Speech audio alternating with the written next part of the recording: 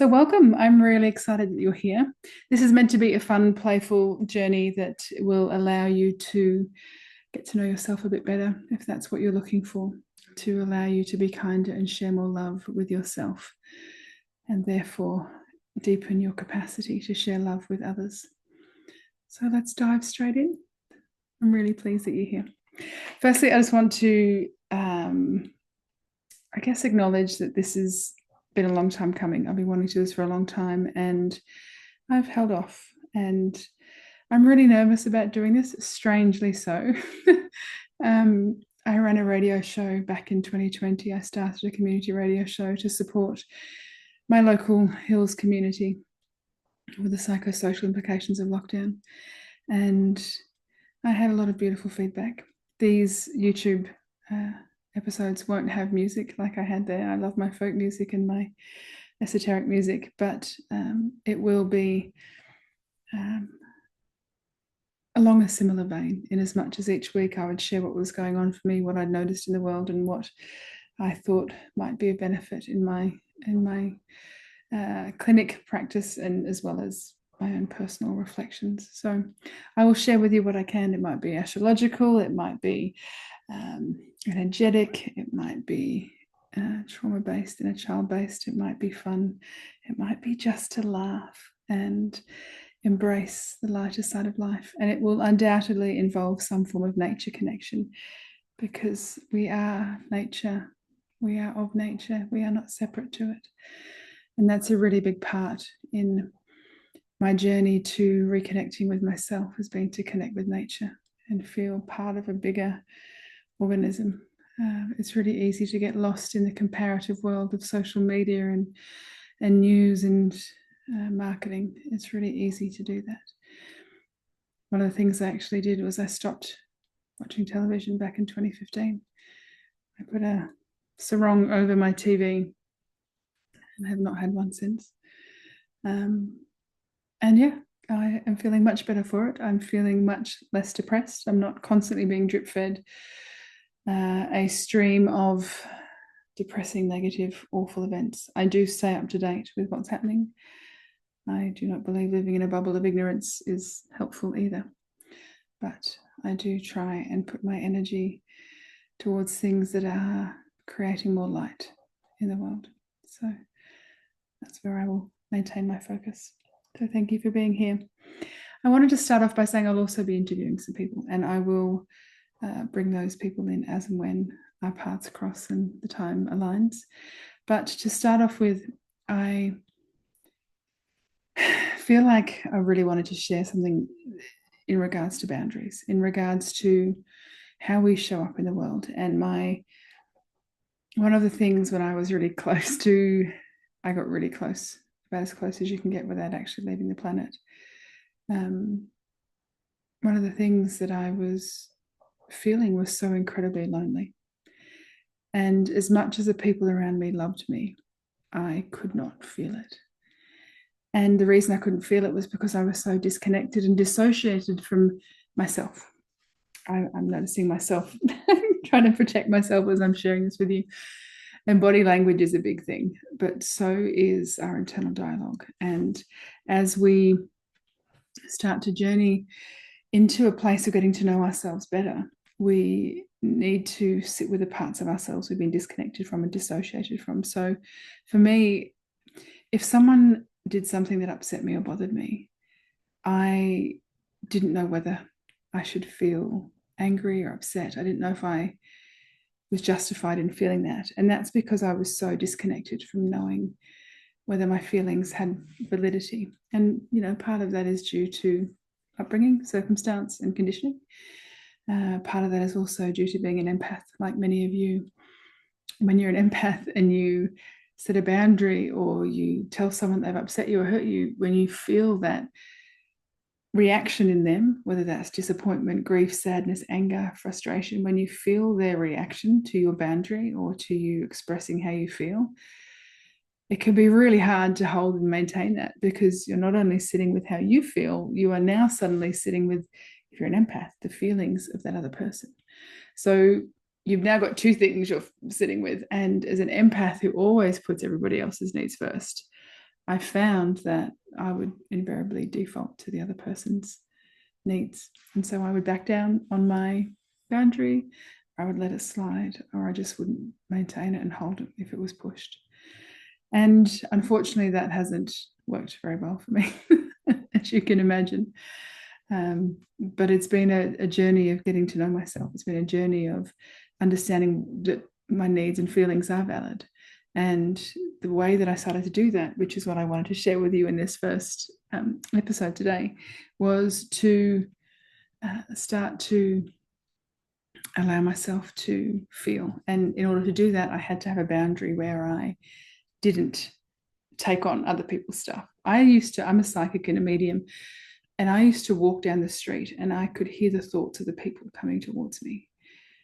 And they would sometimes be flattering. They would sometimes be negative. They would sometimes be soul destroyingly hurtful. They would sometimes be disgusting. And I didn't know how to turn it off. I didn't know how to switch it off. I have learned since, but at the time I didn't. And it was so overwhelming. So if you're on a level, you're absorbing into you all this information, it's really hard to discern actually what am I feeling and actually what is someone else feeling. So when you're around someone else, you've probably had the experience where you're with someone, you're thinking, I could do with a coffee. And all of a sudden they go, hey, should we get a coffee? Like, oh, I was just thinking that. What are they in my head? Or are we just literally feeling at the same time that we both want a coffee? Probably hanging out with an empath if they keep, gesturing to what or articulating what you're thinking or feeling. And so it's really important if you're someone that is an empath that you learn how to have those boundaries where you're not absorbing other people's energetic, emotional stuff. It's also really important if you've had trauma in your life, we dissociate from our trauma. We dissociate from things that are painful, whether that's physical abuse, whether that's emotional abuse, whether that's shame, whether that's guilt, whether it's embarrassment. If we work with a really light example and you can, extrapolate from there. Little Jenny is getting up to speak in grade 2, reading out her poem to the class, the first time she's ever reading a poem. And little Jenny says the word fart instead of heart in the middle of her beautiful heartfelt poem. And everybody laughs. Everybody's just laughing because it's a word fart and it's primary school. And that's hilariously funny. Not for little Jenny. She doesn't forget. And she is so embarrassed.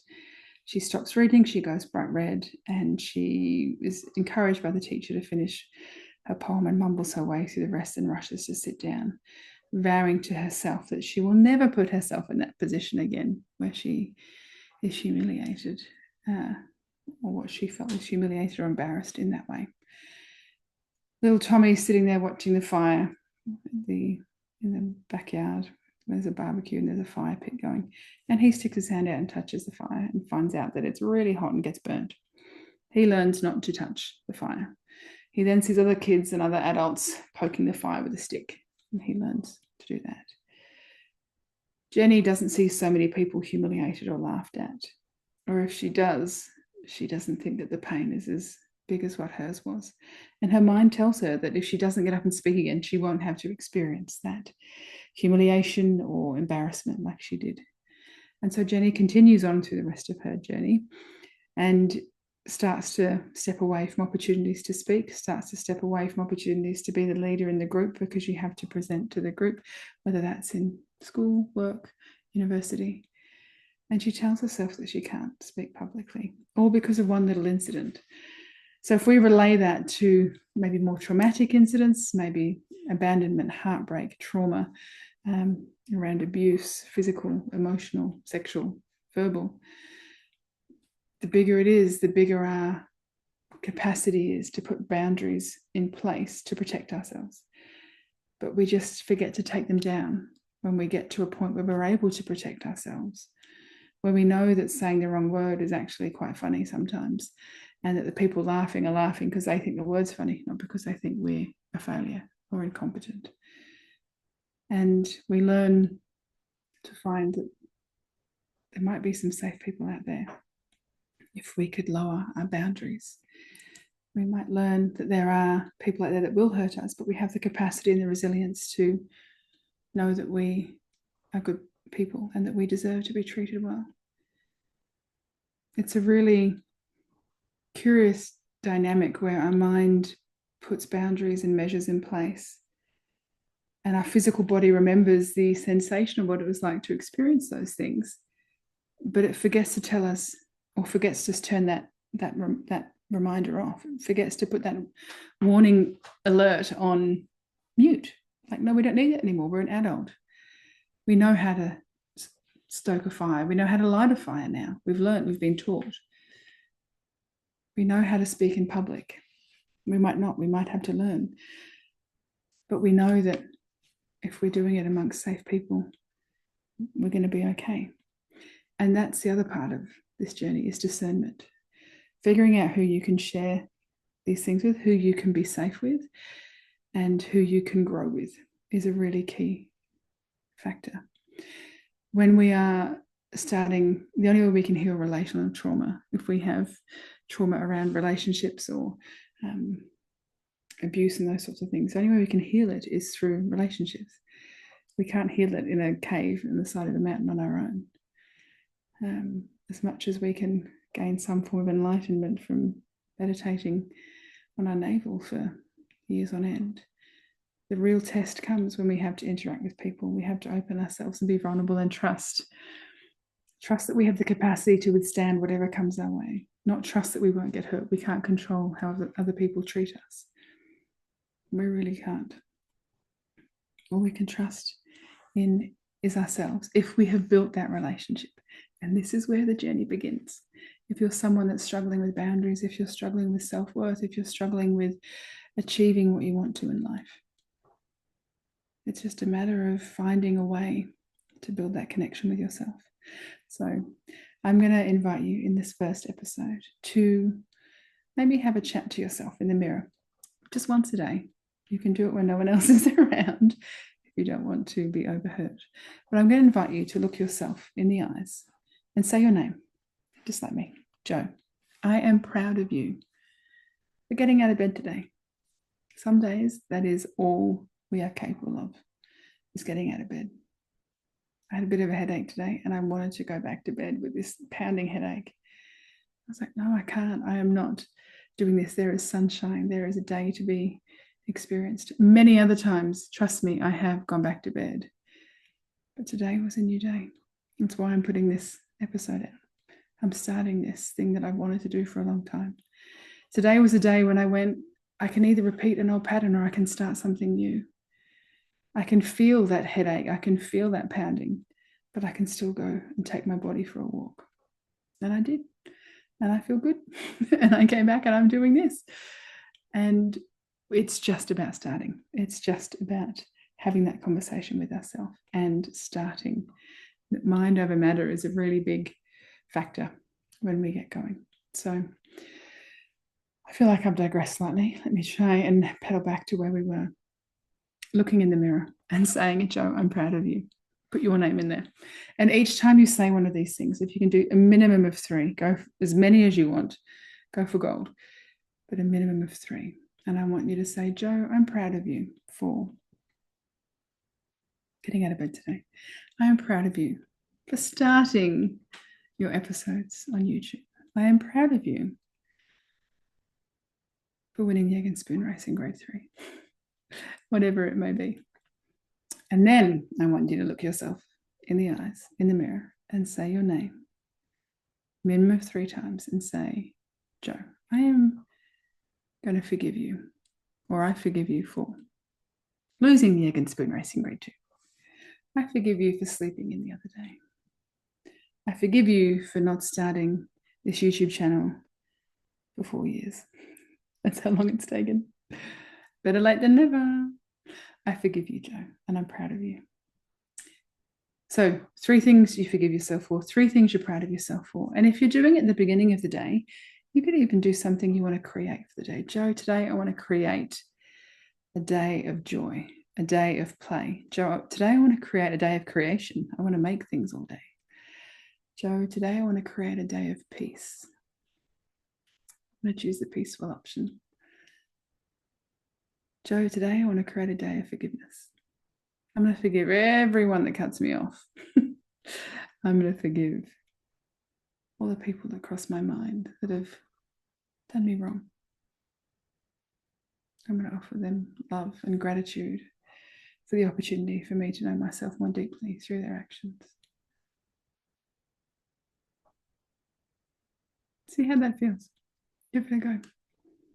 I am going to commit to myself and to you, whoever may be watching. May just be the camera, and that's okay. I'm going to share the love every week with whatever comes my way. I'm going to interview some people, and I am going to, just share the love. If you have any questions, I will get you to comment underneath if there's anything you'd like me to cover. Any inner child work, any psychic stuff. I'm going to be running some intuitive and psychic development workshops soon. But that's on the side. This is my offering to you. So take care, be well, be kind, keep sharing the love, especially with yourself. And I will see you soon.